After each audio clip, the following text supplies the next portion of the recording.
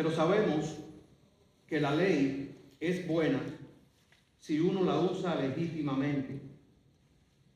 Conociendo esto, que la ley no fue dada para el justo, sino para los transgresores y desobedientes, para los impíos y pecadores, para los irreverentes y profanos, para los parricidas y matricidas, para los homicidas, para los fornicarios, para los sodomitas, para los secuestradores, para los mentirosos y pérjuros, y para cuanto se oponga a la sana doctrina, según el glorioso evangelio del Dios bendito que a mí me ha sido encomendado. Oramos.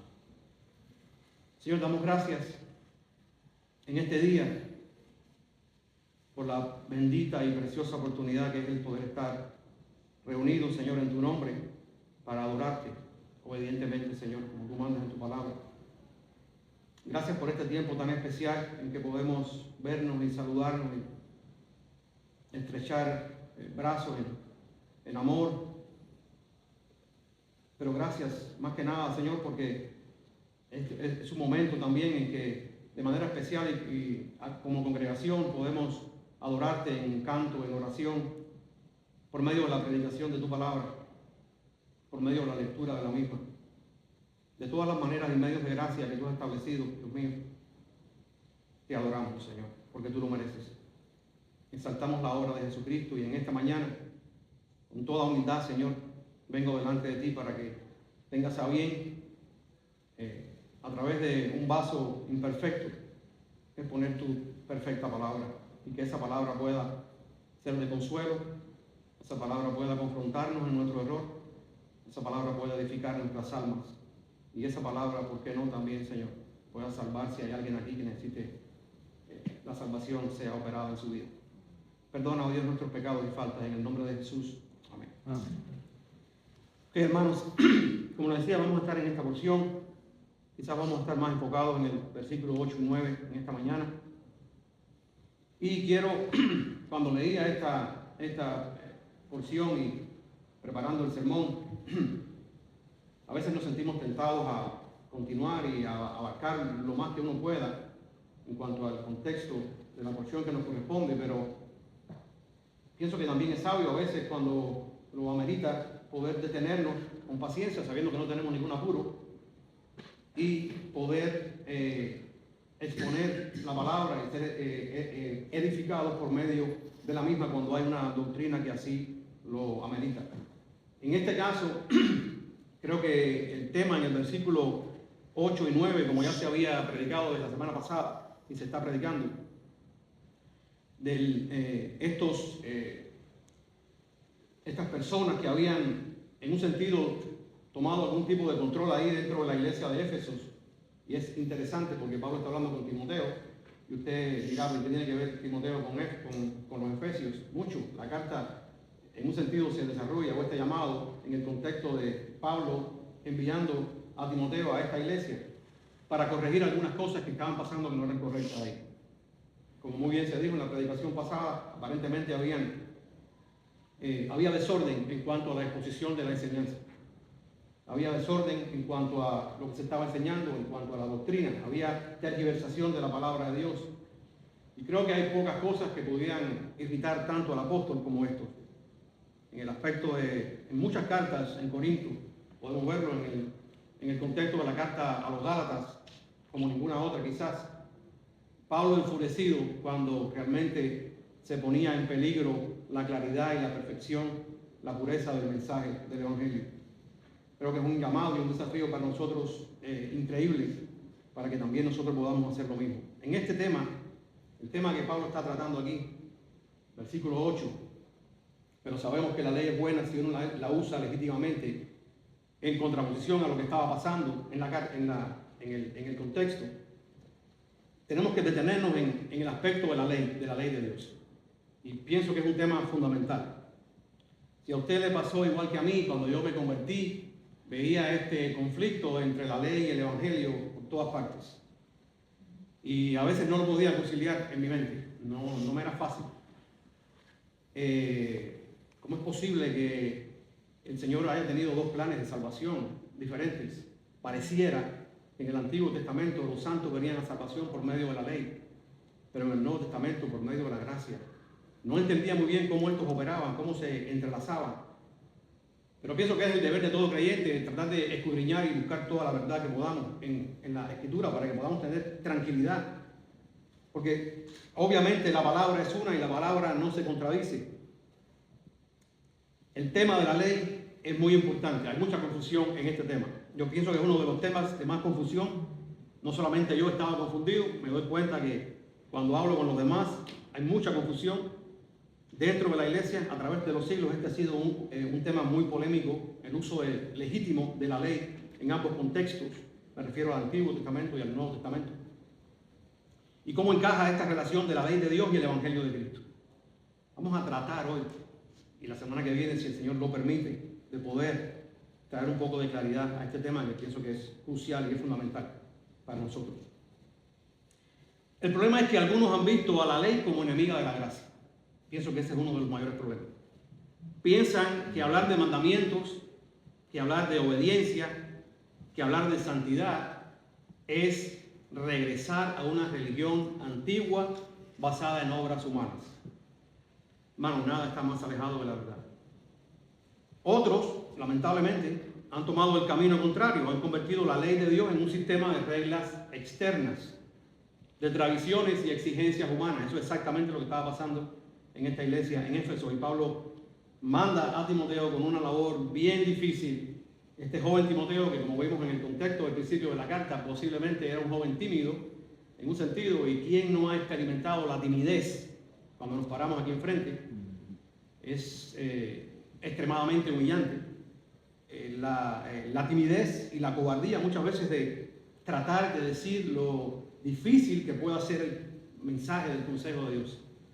Pero es nuestro deber, hermano, es nuestro deber, no solamente los que nos paramos aquí, es el deber de cada creyente. Y Pablo le da esta tarea dura a Timoteo de confrontar, le dice ahí, tienes que enfrentar a esos que están haciendo eso. ¡Wow! O sea que no solamente pudiera yo llegar y pudiera comenzar a enseñar sobre lo contrario y esperar con el tiempo. No, Pablo le dice, aquí no hay tiempo para esperar, tienes que confrontarlos, tienes que callarles la boca a esos que están confundiendo la iglesia. Entonces, la Biblia, hermanos, no permite ninguno de estos dos extremos. Está el extremo de la ley como enemiga de la gracia, el antinomianismo, el obviar los mandamientos de Dios, y está el otro peligro también diametralmente opuesto, que es la ley como un sistema de reglas externas, tradiciones que se establecen por los hombres. La Escritura enseña que la ley de Dios, creo que lo he dicho en más de una ocasión, es santa, justa y buena. El apóstol Pablo habla de esto en la carta a Romanos, capítulo 7. Pero también enseña que el hombre pecador puede tomar algo bueno, como la ley, y usarlo ilegítimamente. Y eso era lo que estaba pasando exactamente en el contexto de esta iglesia. Usarlo ilegítimamente. En Timoteo, capítulo 1, versículo del 3 al 7, Pablo le dice a Timoteo que algunos estaban enseñando una doctrina diferente. Querían ser doctores de la ley, pero no entendían ni lo que hablaban ni lo que afirmaban. Y es que, hermanos, la persecución, cuando vemos la persecución y los sufrimientos del apóstol Pablo causados a él y a la iglesia en el primer siglo, tenemos que darnos cuenta que no vinieron a expensas de los romanos, como muchos pensamos muchas veces. Muchos pensamos a veces que la persecución dura de la iglesia, cruenta de la iglesia, y sí hubo una etapa en que sí vino desde el punto de vista romano. Pero la mayor persecución que yo encuentro en todas las cartas de la Biblia, sin equivocarme, es el peligro y la persecución de los supuestos hermanos, de los judaizantes, que se introducían y sembraban todo tipo de herejías dentro del pueblo de Dios, trayendo mucha confusión. Pablo constantemente está atacando esta tendencia. Así que el problema no era el contexto, el problema no era la ley, en este caso. El problema era el uso incorrecto de la ley. Y por eso Pablo declara aquí, la ley es buena si uno la usa legítimamente. La pregunta que viene a continuación sería, entonces, ¿cuál es el propósito correcto de la ley? Veámoslos todos juntos entonces. Quise dividir esta predicación en varios puntos sobre la ley. Vamos a ver hasta dónde podemos llegar hoy. Primer punto, la ley es buena porque proviene de un Dios bueno. Pablo comienza diciendo, voy a presentar algunos argumentos en cuanto a esto. Él comienza diciendo, pero sabemos, y me quiero detener ahí. Sabemos, Pablo está asumiendo que esto es un concepto que se debe manejar por la iglesia. Y hermanos, aquí viene nuestra responsabilidad personal de escudriñar la palabra de Dios. Nuestra responsabilidad personal como marianos de saber lo que todo el consejo de Dios dice, para cuando haya exposición doctrinal equivocada o falsa podamos rápidamente detectarlo. Es nuestra responsabilidad, no es la responsabilidad del pastor o de los que están enfrente a la iglesia, es una responsabilidad compartida. Así que Pablo dice, pero sabemos o debemos saber que la ley es buena. Pablo afirma que la ley es buena. Estamos hablando en el contexto del primer siglo, contexto de la iglesia, contexto del Nuevo Testamento. Pablo no está obviando la ley, Pablo no está menospreciando la ley, como algunos piensan. Está diciendo que la ley es buena, solamente que debe ser usada legítimamente.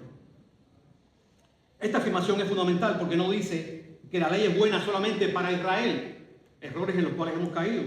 A veces decimos, no, sí, es buena, hermano, pero es buena para un pueblo específico. O que la ley es buena en el contexto del Antiguo Testamento solamente, pero que ahora es irrelevante. Tampoco Pablo está diciendo que la ley vino para corregir o reemplazar una ley defectuosa, que Cristo vino, disculpen, para corregir o reemplazar una ley defectuosa. Eso lo vamos a ver más adelante, un punto muy interesante. Tampoco está diciendo aquí que la ley depende de la cultura o del tiempo histórico o de la opinión humana. Dice, la ley es buena. La razón de esta afirmación es sencilla.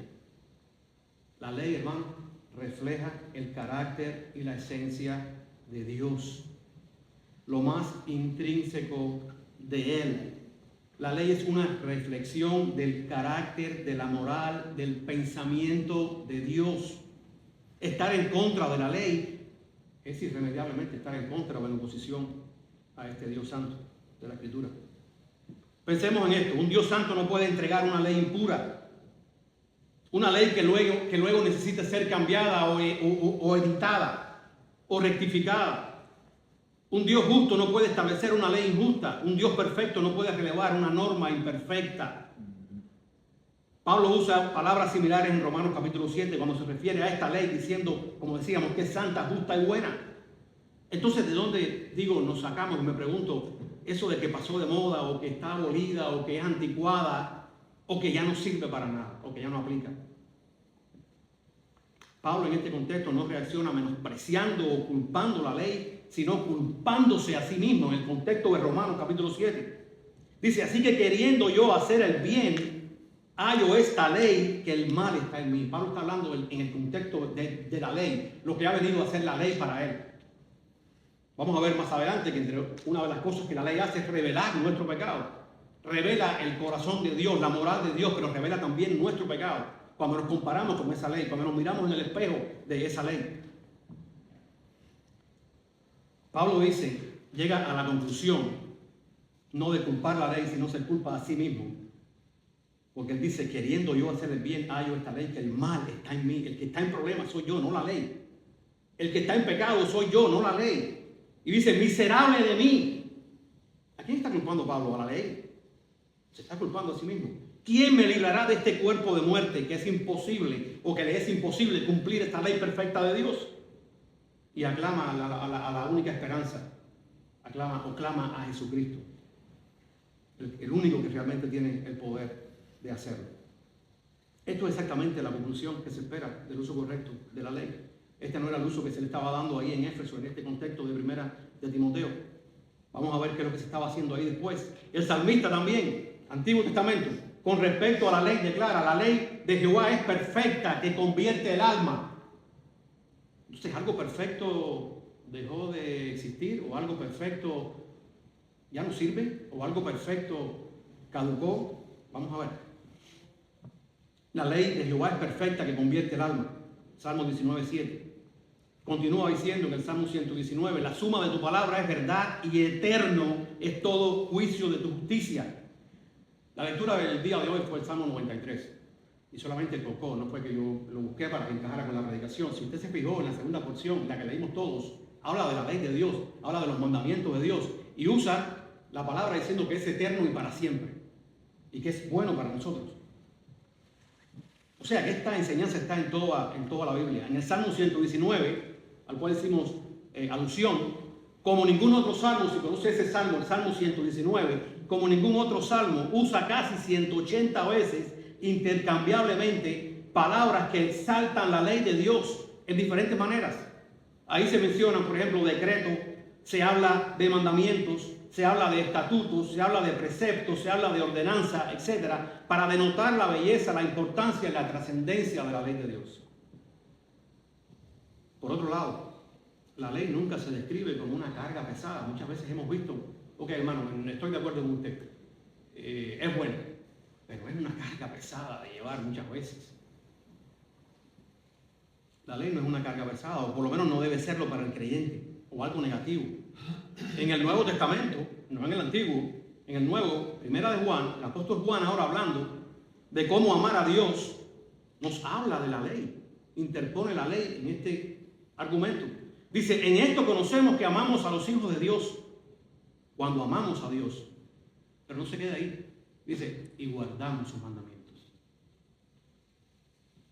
Este pues es el amor a Dios, continúa diciendo, que guardemos sus mandamientos, y sus mandamientos no son gravosos. No deben ser gravosos para el pueblo de Dios. Deben ser deleitosos. Deben ser como el yugo fácil que Jesús dice y su carga ligera que Él impondría sobre aquellos que le seguirían. Mi yugo es fácil y ligera mi carga. Pero muchas veces lo vemos como un fastidio, ¿entiendes? Punto número 2. La ley y el propósito original de Dios. ¿Cuál fue entonces este propósito original de Dios en cuanto a la ley? Según la Biblia, la ley no es un deseo caprichoso. Otros han pensado que quizás sea un deseo caprichoso de Dios de controlar al hombre. No, hermanos, la ley es la expresión de su carácter santo, justo y amoroso. A veces, tristemente, creo que nos cuesta ver el amor, la dulzura de Dios, la paciencia, la compasión de Dios en su ley. Y debe ser posible que podamos verlo. La ley no es un conjunto de reglas opresivas, sino una guía para la felicidad, el orden y la justicia. Lo que pasa es que muchas veces esa felicidad, el orden y justicia, según Dios, como Él lo establece, choca con nuestros deseos pecaminosos y terminamos distorsionando su voluntad, como estos hombres en Éfeso, para exaltar la nuestra propia. Yo pienso que para entender mejor esto debemos dividirlo en 4 áreas. Entonces, ¿qué es la ley de Dios? En cuanto a definición, podemos ver la ley de Dios, hermanos, en cuanto a la ley moral de Dios. Primeramente, la ley moral de Dios. ¿Cuál es la ley moral de Dios? Los 10 mandamientos. Esta porción de la ley, como hemos venido diciendo, es universal. Los mandamientos. Aplica en todo tiempo. Es permanente. No tiene fecha de caducidad. Fue sistematizada en los 10 mandamientos. Esta ley completa de Dios. Dios, en un momento dado, si le preguntáramos, si pudiéramos tener el acceso, estoy seguro que la ley de Dios sería mucho más amplia en cuanto al contexto, en cuanto al contenido. Pero a la hora de sistematizarla completamente, a Dios en su sabiduría y su perfección, le plugo hacerlo en 10 mandamientos. Dios establece ahí prohibiciones de adoración a otros dioses, al uso de imágenes, al mal uso de su nombre, a la obligación de guardar el día de reposo. Además, ordena cómo se debe honrar a los padres, cómo se prohíbe el asesinato, se prohíbe el adulterio, el robo, el falso testimonio y la codicia de los bienes del prójimo. No entiendo cómo se puede hacer algo malo. Hasta ahora no he visto nada malo. De hecho, muchas sociedades modernas hoy en día se rigen por este tipo de ley. De hecho, en Estados Unidos, en el país donde estamos, en muchos lugares de justicia están los 10 mandamientos, cosa que en los últimos años han habido tendencias para eliminarlo y lo han quitado de muchos lugares, porque hay una tendencia a quitar a Dios en medio de la sociedad. Posteriormente, en el Nuevo Testamento, vemos también a Jesús no aboliendo la ley, sino explicando el significado original de la misma, lo vamos a ver más adelante, y resumiéndola en 2 puntos o aspectos fundamentales en el supremo mandamiento. El Señor Jesús no vino a abolir la ley. Si usted ve el contexto de la ley, cómo los primeros mandamientos tienen relación para con Dios, y los últimos tienen relación para con el prójimo, Jesús viene a decir lo mismo en el Nuevo Testamento. Amarás al Señor tu Dios con todo tu corazón, con toda tu alma, con toda tu mente y con todas tus fuerzas, y a tu prójimo como a ti mismo. Después viene la ley ceremonial, que fueron leyes del Antiguo Testamento alrededor del sacerdocio, de los sacrificios, de las fiestas, leyes dietéticas. Todo esto, como dijimos en la clase pasada, apuntando a Cristo, apuntando a la obra redentora de Cristo. Y abolido, sí, abolido al ser cumplido en Cristo en su venida. Podemos ver algo de eso en Hebreos capítulo 10, no vamos a tener tiempo de ir allá, o Colosenses capítulo 2, versículo 16. También vemos la ley judicial de Dios. Estas son las subdivisiones de la ley. Esta fue dada a Israel de manera circunstancial y temporal también, para un gobierno como nación teocrática que era en ese momento. Esto cesa de ser obligatorio en el cambio circunstancial que se opera en el nuevo pacto, en el Nuevo Testamento, con la llegada del nuevo pacto, como decía. Por último, la ley que le mencionaba al principio, la ley de Cristo. Usted me dirá, hermano, pero falta la ley de Cristo. Aquí está, la ley de Cristo, la ley del Nuevo Testamento, que muchas veces nos sentimos tentados a decir que es diferente. Es la misma ley del Antiguo Testamento, solamente resumida en 2 mandamientos. La ley del amor. Es importante notar aquí que Cristo no introduce una nueva ley. En el Nuevo Testamento Jesús resumió toda la ley y los profetas diciendo en un mandamiento, en el mandamiento del amor, diciendo amarás al Señor tu Dios con todo tu corazón y a tu prójimo como a ti mismo, como decíamos Marcos capítulo 12 versículo 28. Un aspecto de la ley, que hermanos, que no quiero que perdamos de vista aquí, es que la ley existía también antes del Sinaí, antes de haber sido dada a Moisés en Éxodo capítulo 20, en las tablas de piedra. Cuando fue ejecutada y dada también en Génesis, Dios le dio al hombre mandamientos de cómo vivir, de lo que le era permitido, de lo que no le era permitido. Ahí en parte está hablando de su ley. Así que deducimos esto, de que la ley de Dios es universal, es permanente, estuvo desde el principio y estará hasta el final de los tiempos. Sobre esto mismo Jesús dijo, de cierto os digo, que hasta que pase el cielo y la tierra, ni una jota, ni una tilde pasará de la ley, asegurando así el carácter eterno de la misma. Y la consecuencia inevitable de esta afirmación debe ser, para que la ley deje de ser, hermanos, Dios tendría que cesar de existir. Otro aspecto importante aquí es que podamos ver la intención original de la ley. Al Dios entregar esta ley en el Sinaí, en Éxodo 20, a Moisés, los 10 mandamientos, primero les recordó la obra de redención que ya había hecho. Le dijo, yo soy Jehová tu Dios, que te saqué, que te redimí de la tierra de Egipto, de casa de servidumbre. Cuando Israel recibe esta ley en el monte Sinaí, Dios no estaba dando un camino de salvación por obras a ellos. Dios ya le había redimido antes. Así que la ley nunca, desde el origen, desde los orígenes, si nos remontamos a Éxodo, podemos ver que nunca fue dada en un sentido de obediencia para salvación. Dios le dice, ya yo te redimí, te he sacado de Egipto. Y le entrega entonces la ley. La obediencia, hermanos, nunca fue el mandato o el fundamento para la redención. Fue la respuesta agradecida a la redención. Y eso es lo que quiero que entendamos en el día de hoy. Si algo debemos llevarnos de esta predicación. Nuestra obediencia, hermanos, no es un mandato para redención o para salvación. No lo fue nunca, ni siquiera desde el inicio de los tiempos. Fue una respuesta agradecida del pueblo de Dios por la redención que ya había recibido. Ese principio continúa en el Nuevo Testamento, en el Evangelio. El cristiano no obedece para ser aceptado ya por Dios, obedece porque ya fue aceptado en Cristo. Ahora, vamos a ver lo que estaba pasando aquí. El problema no está en la ley, sino en el uso incorrecto que le damos. Pablo continúa diciendo, si uno la usa legítimamente. La frase creo aquí es clave en este pasaje. Implica usar algo conforme al propósito para el cual fue diseñado.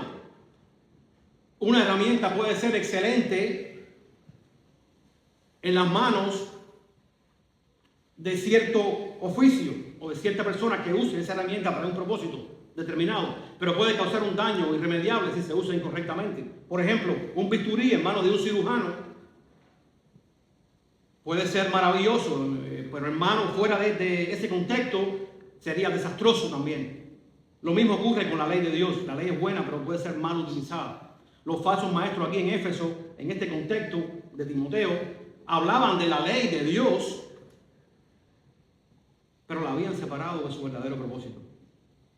En vez de usarla para revelar el pecado y conducir a Cristo y guiar sus vidas como creyentes, la usaban para orgullo religioso, para discusiones interminables. Jesús mismo confronta este mismo asunto en el Nuevo Testamento con los escribas y los fariseos hipócritas cuando los confrontan con el mismo problema, diciendo que ataban cargas sobre los demás que ellos no estaban dispuestos a llevar. Los llamaba hipócritas y sepulcros blanqueados. Las fábulas y genealogías interminables que se hablan aquí en Primera de Timoteo, que Pablo le dice a Timoteo que debe corregir a esta gente que están enseñando fábulas y genealogías interminables. Habla de enseñanzas especulativas y mitos distorsionados de moda en ese tiempo. En el contexto de Éfeso, los falsos maestros usaban historias de listas, de genealogías, de linajes inventadas para traer nuevas doctrinas, reclamar estatus espiritual, que esta parte en la ecuación nunca estaba ausente, o crear disputas inútiles y divisiones dentro del cuerpo. Así que cuando Pablo se refiere aquí al uso legítimo de la ley, no está atacando la ley, está atacando a la religión que utiliza la ley para confundir y para dividir al pueblo de Dios, sin entender el propósito genuino, verdadero de la ley o al Dios que la dio. La ley ahora y los líderes religiosos en el Nuevo Testamento. Vamos a seguir hablando de este contexto de la ley, cómo se ve. Cuando Jesús viene al mundo, que es la parte donde nos equivocamos muchas veces, encontró una situación muy similar. Los escribas y fariseos eran hombres dedicados, igual que estos maestros que Timoteo debía corregir, que muchos de ellos se creían doctores de la ley, y Pablo dice, no saben ni lo que dicen ni lo que postulan. Estos maestros de la ley, escribas y fariseos en el tiempo de Jesús, también conocían las escrituras, podían citar mandamientos, eran considerados expertos religiosos de su época, pero habían caído también en un grave error. Habían colocado sus tradiciones al mismo nivel que la palabra de Dios, habían caído en la prevaricación, que dijimos, hemos dicho en ocasiones pasadas, no es otra cosa que la perversión o la distorsión deliberada de la verdad de Dios, mediante la cual falsos maestros imponen mandamientos o proveen concesiones y libertades inventadas para su propio beneficio o control sobre los demás, aboliendo así el estado o el origen o el propósito de la ley.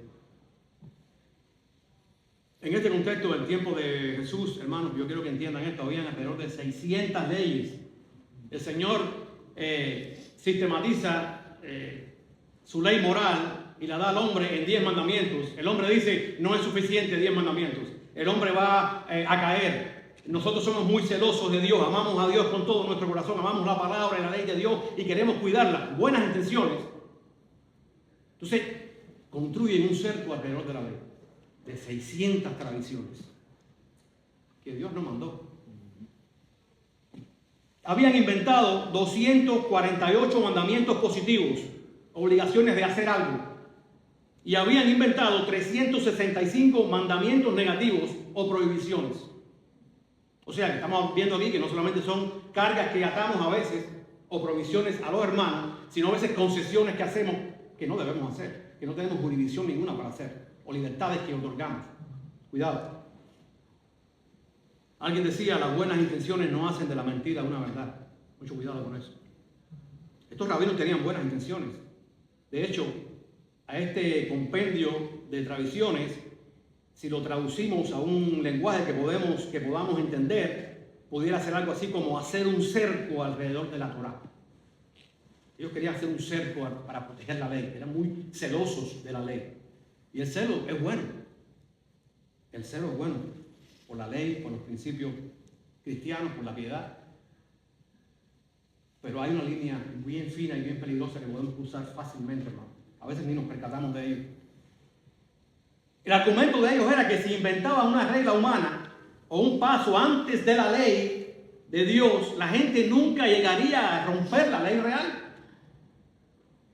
Muy buen argumento, muy buen raciocinio, ¿verdad? Sin embargo, en la práctica de la época en Éfeso, estos cientos de tradiciones terminaron por sofocar la fe, alimentar el elitismo y sustituir los mandamientos directos de Dios por dogmas de hombres. Jesús les dijo, dejando el mandamiento de Dios, os aferráis a la tradición de los hombres, Marcos 7:8, y añade más adelante en el versículo 13, invalidando la palabra de Dios para guardar vuestra tradición. El problema no era que amaban demasiado la ley, el problema era que la habían reemplazado con reglas y concesiones humanas. Habían añadido restricciones y cargas que Dios no había mandado, y libertades y concesiones que Dios tampoco nunca había dado. Debemos entonces, pienso, en este punto, hermanos, tener sumo cuidado con las imposiciones legalistas sobre los demás, pero también con las concesiones que hacemos y las libertades que otorgamos o nos permitimos dar sin la autoridad de Dios a fin de simpatizar con los demás y agradar a los hombres. En este mismo contexto, Pablo en Gálatas le dice a los Gálatas que si él todavía continuase agradando a los hombres no sería siervo de Cristo. Mucho cuidado. Punto número 5. Jesús no vino a abolir la ley, sino a revelar el verdadero significado de la misma. Uno de los pasajes más mal interpretados sobre este tema, en Mateo 5, el Sermón del Monte, vemos a Jesús ahí enseñando esta frase célebre que citamos a veces con mucha fortaleza, convicción. Oíste que fue dicho, pero yo os digo. Ya ve, hermano, Jesús vino a cambiar la ley. Oíste que fue dicho, pero yo os digo. Pareciera como un argumento que se opone a lo que ya se había establecido. De hecho, yo, hermano, yo le confieso, yo también lo veía así. O sea, no estoy diciéndole nada raro, nada nuevo. Oíste que fue dicho, mas yo os digo. Algunos piensan que Jesús aquí está diciendo, Moisés enseñó algo antiguo e imperfecto, pero ahora yo traigo algo mejor. Esta interpretación, hermano, es sumamente incorrecta. Lo que Jesús está diciendo es, oísteis que fue dicho, lo que quiere decir ahí es, oíste lo que fue dicho por sus líderes y maestros, adulterando la ley de Dios, enseñando tradiciones que no son correctas. Eso es lo que está diciendo Jesús. Los está acusando a ellos, no está acusando a Moisés. No está menospreciando la ley, está acusando a estos escribas y fariseos que estaban enseñando tradiciones y estaban imponiendo cargas y concesiones sobre el pueblo que Dios no había mandado. Así que cuando Jesús dice, ¿oíste que fue dicho? Sí, oíste, porque ustedes por siglos, eso es lo que han oído, las tradiciones de los hombres, que han tergiversado mi ley santa.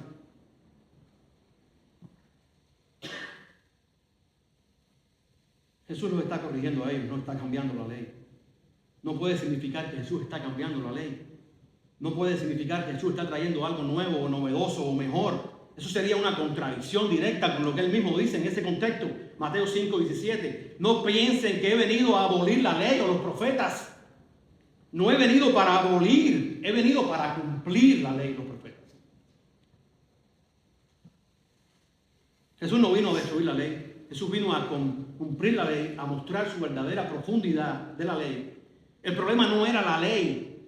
El problema era la interpretación de los fariseos.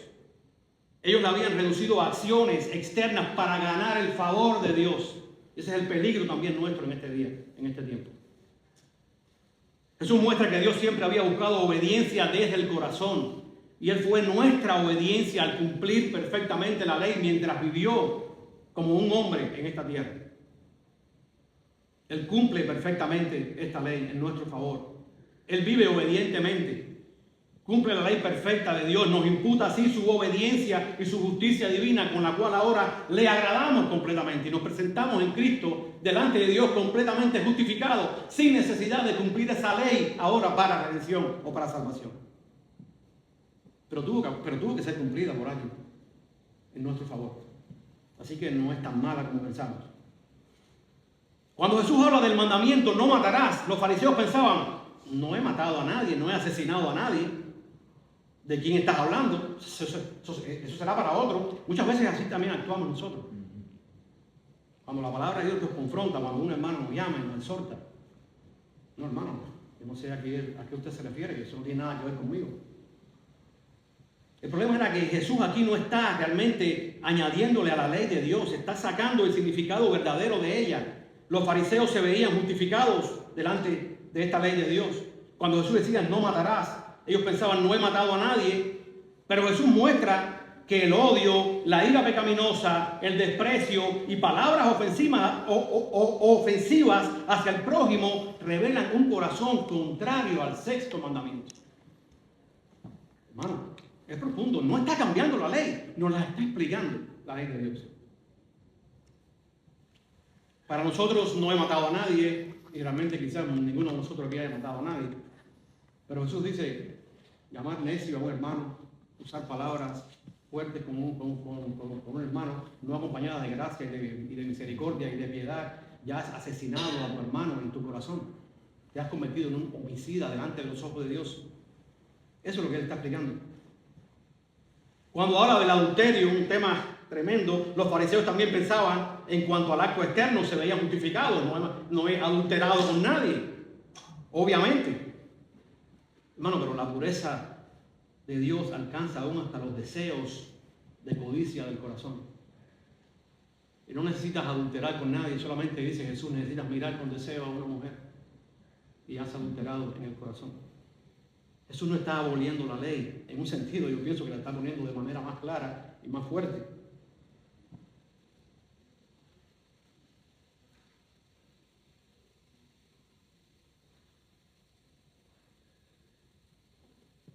Cuando dice aquí, amar al prójimo y aborrecerás a tu enemigo, está mostrando otra distorsión. Jesús nunca mandó a odiar al enemigo. Este es un ejemplo clave de una distorsión de la ley de Dios. Él manda a amar al prójimo, ellos le añaden y a odiar a tu enemigo. Viene Jesús y dice, en ningún momento yo he mandado eso, al contrario. Veamos lo que dice más adelante. Era también una conclusión errada y adición humana a la ley de Dios. En Mateo 5:44, Él restaura esta intención original cuando dice, no está contradiciendo a Dios que había dicho eso, ellos le habían añadido eso a la ley. Dice, amar a vuestros enemigos y orar por los que os persiguen. El Señor no disminuye la ley, la libera de las interpretaciones humanas que la habían oscurecido. Así aún como creyentes, creo que debemos ver la utilidad de la ley al guiar nuestra vida, a no minimizar nuestro pecado. No he matado a nadie, por ejemplo. No, es mucho más que eso. Pablo en Romanos dijo que él no habría conocido el pecado si la ley no dijera, no codiciarás. Ahora esta ley, hermanos, no está ya escrita en tablas de piedra. Qué precioso en el nuevo pacto, ¿verdad? Se nos da un nuevo corazón, se nos quita el corazón de piedra, se nos da un corazón de carne para que podamos amar a Dios. Y dice que esa misma ley del nuevo pacto, en Jeremías, dice, voy a escribir ahora esa ley mía antigua, no la voy a abolir como ustedes piensan, no la voy a pisotear, no la voy a eliminar, la voy a escribir, no en tabla de piedra, la voy a escribir en su corazón, para que me amen genuinamente, para que la cumplan de corazón. Porque necesitamos esa santidad, hermanos, sin la cual nadie verá al Señor. No es condenatoria, ya no es condenatoria, pero corrige nuestros pasos, creo, y nos regresa al camino a través del arrepentimiento, de la confesión y del perdón.